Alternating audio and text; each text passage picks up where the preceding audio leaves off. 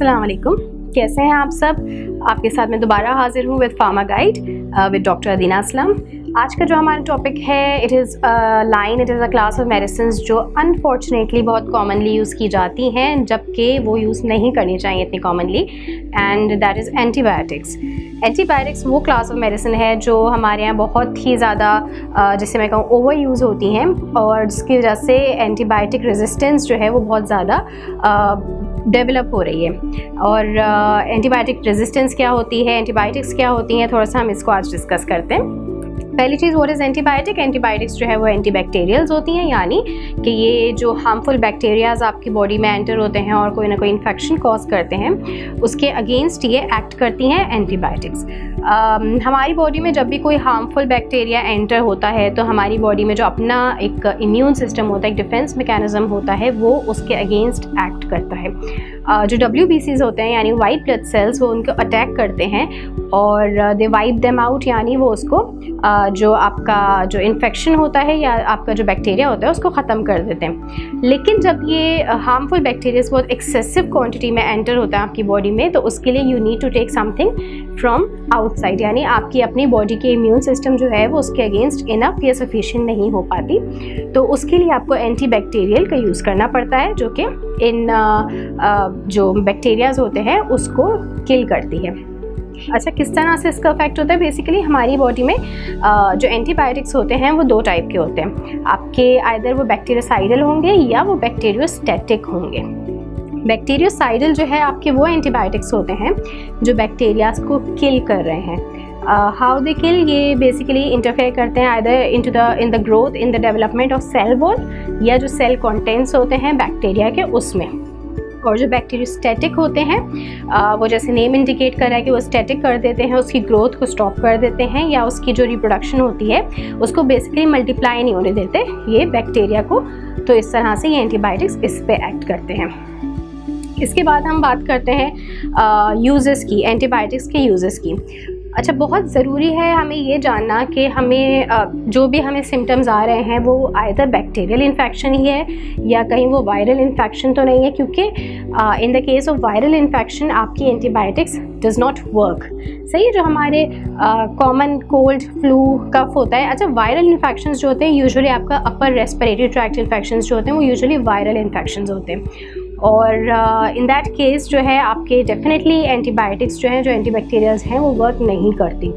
तो just because आपने देखा कि किसी के कुछ सिम्टम्स थे और उस पर जो है वो एंटीबायोटिक ने वर्क किया, तो आप सिर्फ इस वजह से आप भी एंटीबायोटिक नहीं ले सकते। आपको रूल आउट करना बहुत ज़रूरी होता है कि द मेडिसिन आप जब ले रहे हैं तो आपको बेसिकली बैक्टीरियल इन्फेक्शन ही है, कहीं वायरल इन्फेक्शन तो नहीं है।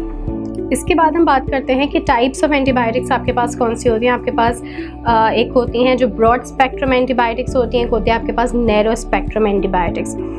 ब्रॉड स्पेक्ट्रम क्या होता है कि देयर आर टाइम्स कि जब आपके रूल आउट नहीं हो पा रहा होता कि कौन सा ऐसा बैक्टीरिया है जिसकी वजह से इन्फेक्शन हो रहा है बॉडी में, तो डॉक्टर्स जो है उसके लिए यूजुअली ब्रॉड स्पेक्ट्रम एंटीबायोटिक देते हैं, और उसके साथ ही ब्लड कल्चर भी जो है वो रिकमेंड किया जाता है। ब्लड कल्चर से पता चलता है कि कौन सा बैक्टीरिया है बेसिकली जो इन्फेक्शन कॉज कर रहा है। बट मीनवाइल जो है ब्रॉड स्पेक्ट्रम एंटीबायोटिक यूज़ की जाती है, जो कि एक बहुत वाइड वेराइटी ऑफ बैक्टीरियाज जो है उनके अगेंस्ट एक्ट करते हैं।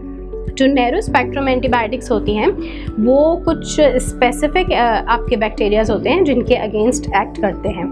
उसके अलावा आपके बैक्टीरियाज एरोबिक और एनारोबिक भी होते हैं। एनारोबिक वो बैक्टीरियाज होते हैं that does not require oxygen to survive, और एरोबिक वो होते हैं दैट रिक्वायर्स ऑक्सीजन, तो उसके लिए भी डिफरेंट एंटीबायोटिक्स होती हैं। उसके अलावा ट्रीटमेंट कुछ आपकी ऐसी भी होती हैं जो सिंपल, हम जैसे ट्रीटमेंट नहीं कहेंगे, हम उसको प्रिवेंशन कहेंगे, जिसको प्रोफाइलैक्टिकली भी कहा जाता है कि प्रोफाइलैक्टिकली यूज़ किया जाता है एंटीबायोटिक्स को।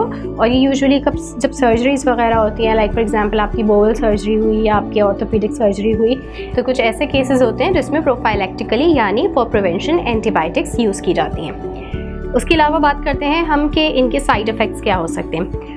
We all know very well कि जब भी हम एंटीबायोटिक्स लेते हैं तो उसका कुछ ना कुछ इफेक्ट हमारे स्टमक पे ज़रूर होता है। जो हमारा नॉर्मल फ्लोरा होता है वो उसको अफेक्ट कर देता है, जिसकी वजह से हमारे स्टमक अपसेट हो जाता है, या हमारे जो है डायरिया वॉमिटिंग बहुत कॉमनली हो जाती हैं। उसके अलावा जो है आपके जो एलर्जिक होते हैं डेफिनेटली उनका एक अलग ही केस होता है कि somebody is sensitive, hyper sensitivity है उसको एंटीबायोटिक्स से, तो उनको एलर्जिक रिएक्शंस हो सकते हैं, जिसमें रैशेज़ हो जाते हैं, आपकी स्वेलिंग ऑफ टंग नेक हो जाती है। उसके अलावा कुछ ऐसे साइड इफ़ेक्ट्स होते हैं जो कुछ स्पेसिफिक एंटीबायोटिक से एसोसिएटेड होते हैं। लाइक फॉर एग्जांपल आपके अगर you are using sulfonamides which is a class of antibiotics, तो उससे जो है वो किडनी स्टोन फॉर्मेशन के चांसेस होते हैं। उसके अलावा ब्लड क्लॉट्स फॉर्म हो सकते हैं if you are using cephalosporin. उसके अलावा आपके पास टेट्रासाइक्लिन्स होती है, एक और क्लास होती है जिससे सेंसिटिविटी ऑफ लाइट जो है बहुत ज़्यादा कॉमनली देखी जाती है कि पेशेंट्स में जो है वो डेवलप हो जाती है। उसके अलावा आपके पास ब्लड डिसऑर्डर्स आते हैं when you are taking trimethoprim, और उसके अलावा डेफनेस आती है। डेफनेस जो है वो देखी जा सकती है एज अ साइड इफ़ेक्ट जब आप एमाइनोग्लाइकोसाइड्स या एरिथ्रोमाइसिन का यूज़ करते हैं। सो बेसिकली उसके अलावा ये भी एक कॉमन चीज़ होती है कि when you are using antibiotic तो उससे कुछ फंगल इन्फेक्शंस भी डेवलप हो सकते हैं, specially in the mouth region या आपके जो बोवल रीजन होता है, डाइजेस्टिव ट्रैक्ट होता है, उसमें कभी कभी कुछ फंगल इन्फेक्शंस भी प्रोड्यूस हो जाते हैं जब बहुत ज़्यादा ड्यूरेशन के लिए जो है वो एंटीबायोटिक्स का यूज़ होता है। उसके अलावा वही बात होती है कि एलर्जिक रिएक्शन, जैसे मैंने पहले भी डिस्कस किया कि कोई अगर एलर्जिक है तो वो जो है बिफोर हैंड ट्रीटमेंट जब उसको डॉक्टर प्रिस्क्राइब करता है तभी उसको ये चीज़ जो है वो क्लियर कर देनी चाहिए कि I am allergic to this and this antibiotic, और फिर उसके हिसाब से उसकी ट्रीटमेंट होती है। और उसके अलावा कि if a person has liver या किडनी सिस्टम जो है उसका किडनी फंक्शन जो है वो कॉम्प्रोमाइज्ड है तो वो भी पहले ही अपने फिजिशियन को ये बात क्लियर कर दे।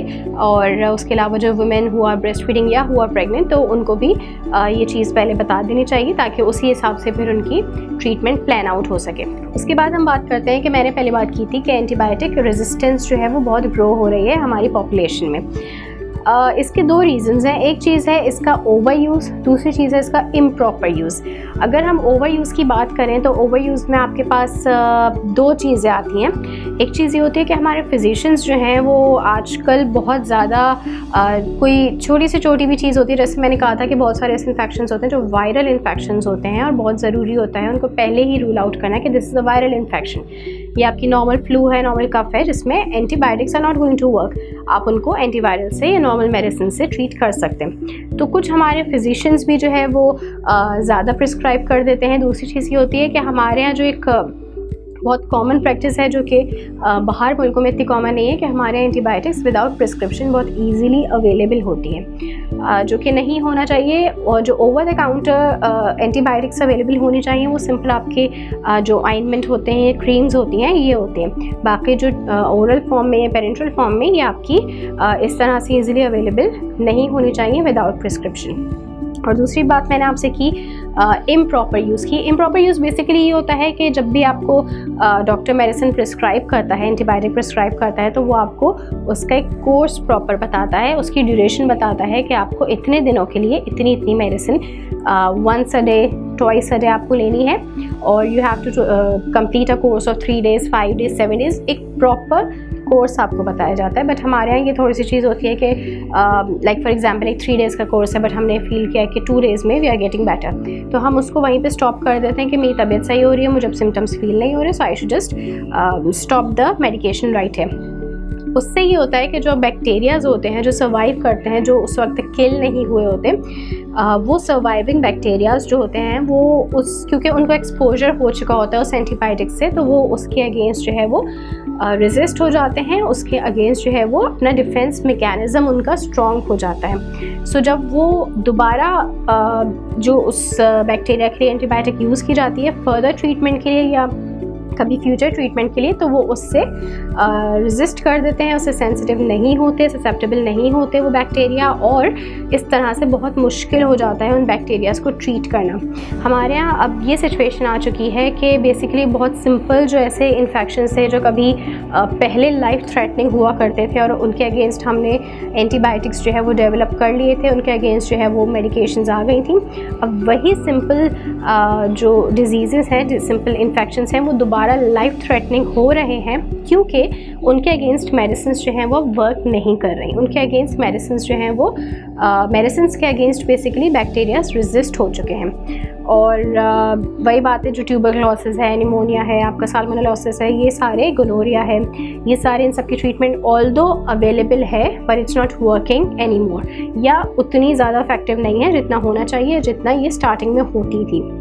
दूसरी चीज़ ये भी है कि जो फर्स्ट एंटीबायोटिक थी, जो पेनिसिलिन थी, that was invented, that was discovered by Alexander Fleming. तो उन्होंने जब 70 इयर्स पहले नोबेल प्राइज़ विन किया था, तभी ही स्टेटेड कि ही फियर्स कि इन फ्यूचर इसका ओवर यूज़ होगा, जिसकी वजह से एंटीबायोटिक रेजिस्टेंस प्रोड्यूस हो जाएगी लोगों में। तो ये हम इस स्टेज पे पहुंच चुके हैं। So we should make sure कि हम एंटीबायोटिक्स जो है वो उसका ओवर यूज़ ना करें, और only we should be using them जब हमें प्रिस्क्राइब की जाए, जब बहुत ज़रूरत हो। इसके अलावा जब आपके डॉक्टर्स अगर प्रिस्क्राइब करते हैं और वो जिस तरह से करते हैं, वी शुड मेक श्योर कि हम उतना ही कोर्स जो है उसका कंप्लीट करें, उतनी ही डेज़ का करें और उतनी ही दिन में उसका डोज हो। अगर वंस अ डे तो वंस अ डे लें, ट्वाइस अ डे तो ट्वाइस अ डे लें। उसके अलावा जो है आपकी मेक श्योर कि हमारे यहाँ ये भी बहुत प्रैक्टिस होती है कि if you are taking a medicine, if you are taking an antibiotic, तो हम उसको जो है वो रख देते हैं अपने घर में, और जब किसी और की तबीयत ख़राब होती है घर में तो वो वही मेडिसिन यूज़ कर देता है जस्ट बिकॉज उसको फील हुआ कि अच्छा इस मेंबर की भी तबीयत इससे सही हुई थी। तो इस तरह से नहीं करना चाहिए, that is very wrong practice. You might be having some other infection, आपको कुछ और हो सकता है, तो इस तरह से शेयर ना करें एंटीबायोटिक्स। उसके अलावा you need to make sure कि आप इन्फेक्शन से बचते रहें, हाइजीन अपने उसका ख्याल रखें। उसके अलावा कुछ ऐसी चीज़ें होती हैं जो आपके हेल्थ केयर वर्कर्स को भी ख्याल रखना चाहिए, जिसका अगेन वही ओवर यूज़ ज़्यादा ना हो, बहुत ज़्यादा जो है वो बिला ज़रूरत एंटीबायोटिक्स जो है वो प्रिस्क्राइब ना करें। और दूसरी चीज़ ये होती है कि whenever a patient is visiting you, तो you should also make sure कि आपकी हाइजीन प्रॉपर हो, हैंड्स वॉश्ड हो। उसके अलावा अगर कोई सर्जरी या कोई प्रोसीजर जो है परफॉर्म हुआ जा रहा है, तो जो इंस्ट्रूमेंट्स वगैरह हैं वो प्रॉपरली स्टेरिलाइज्ड हो। तो इस तरह से हम इन्फेक्शन से भी बच सकते हैं और अपने आप को, अपने इम्यून सिस्टम को इन्फेक्शंस या बैक्टीरियाज के अगेंस्ट जो है स्ट्रॉन्ग कर सकते हैं। So these were some things. इसके अलावा हम इसकी जो मेडिसिन्स होती हैं, एंटीबायोटिक्स की एक बहुत वाइड वैरायटी है, बहुत सारी line of classes of medicine हैं, बहुत सारी क्लासेस ऑफ एंटीबायोटिक्स हैं, उस पर हम जो है वो नेक्स्ट शो में बात करेंगे, उसको डिस्कस करेंगे। उसके अलावा if you have any query, you have any question, तो आप हमसे पूछ सकते हैं। और अगर कोई और टॉपिक है जिस पे आप थोड़ा सा चाहते हैं कि आपको कोई इन्फॉर्मेशन मिले, तो वो भी आप हमें मैसेज कर सकते हैं, कमेंट कर सकते हैं। तब तक के लिए मुझे दीजिए इजाज़त। अल्लाह हाफ़िज़।